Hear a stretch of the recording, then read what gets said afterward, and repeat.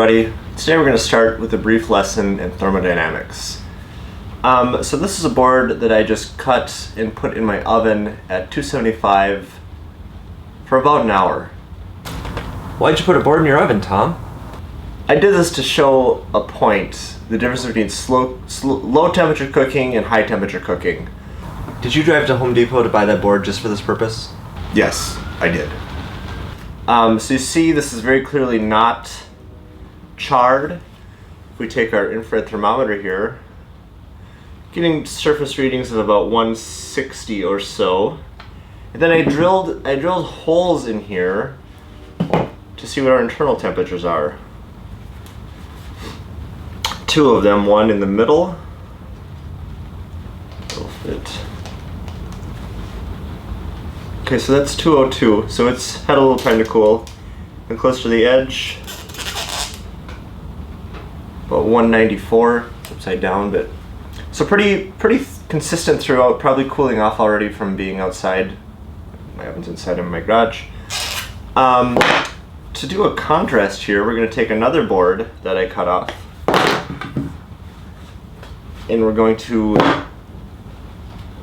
blowtorch it to represent searing or cooking at high temperature. And then we're going to take some temperature readings on that.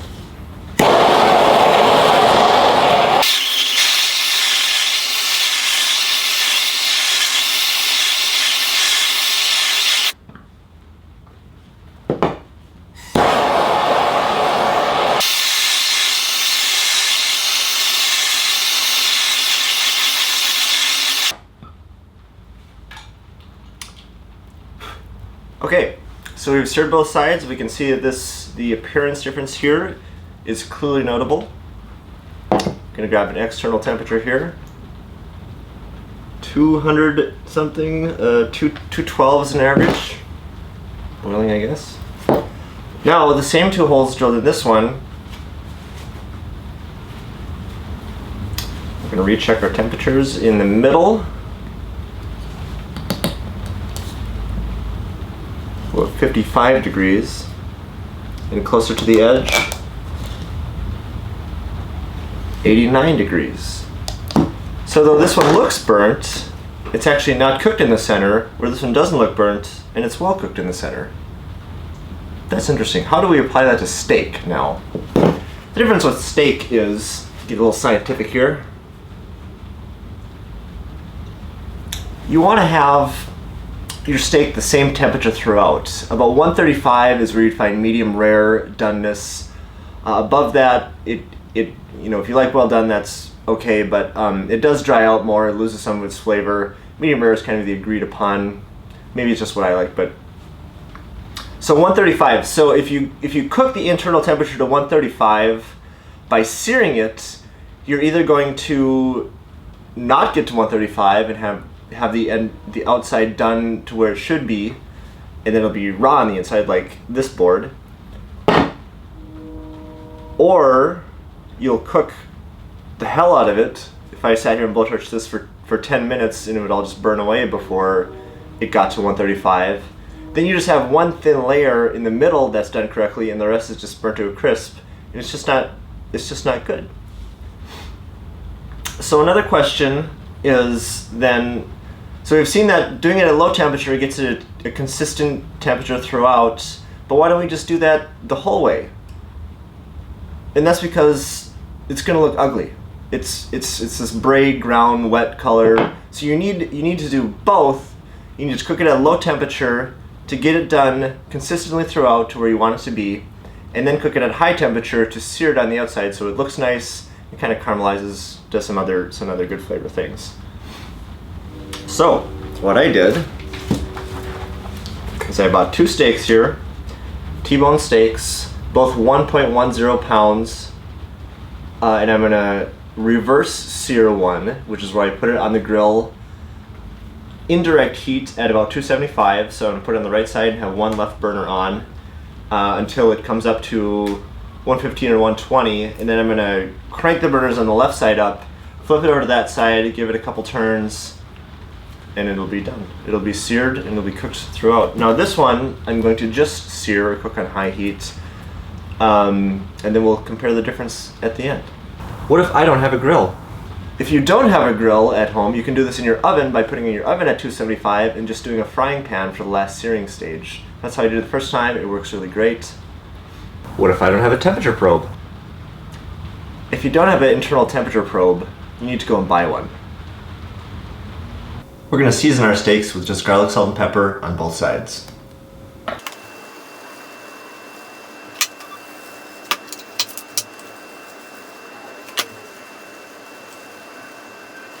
So we have just our one burner on here on low, or a little above. That ends up at about 275. It's showing above that now, but I preheated to clean off the grates. So burner on the left on, one steak on the right, and just let that go until it's at about 115 or 120, and then we'll check in again.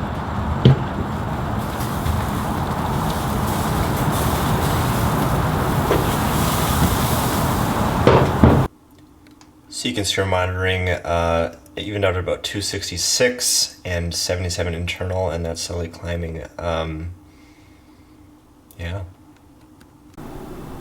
Okay, so our steak reached 120 internal, and this is why you don't just low cook, because it still looks raw. Grill's heating up now, and we'll sear these both simultaneous and see how it goes. Okay, it's up to temperature. We're gonna leave the grill open and flip them often and keep an eye on their temperature. So find my probe thing, do that till they're done.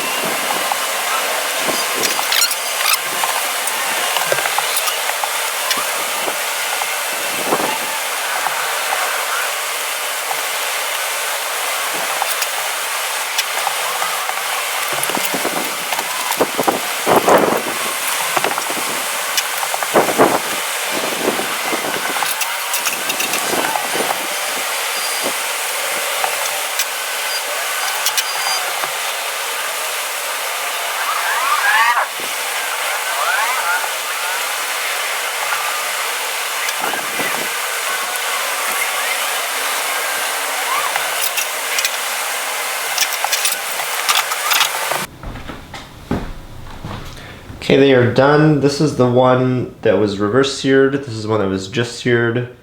It does look a little bit more burnt, but not too bad. So I'm just going to take kind of a big swasher at the big part here and see if we can see the difference.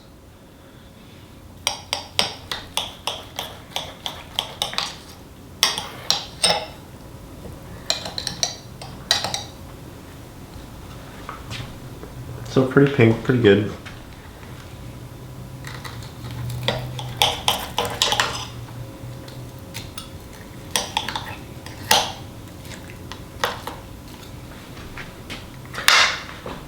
So I don't know how well that shows up, but you can see this one has more dark area on the outside, that dark / drier area.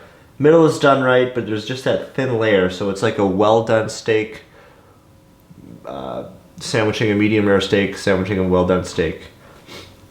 Where this one is more medium rare, might have got a little warm, maybe medium, but pretty consistent throughout and not a lot of burnt area on there. So in the name of science, I'm going to eat these now, and that's that.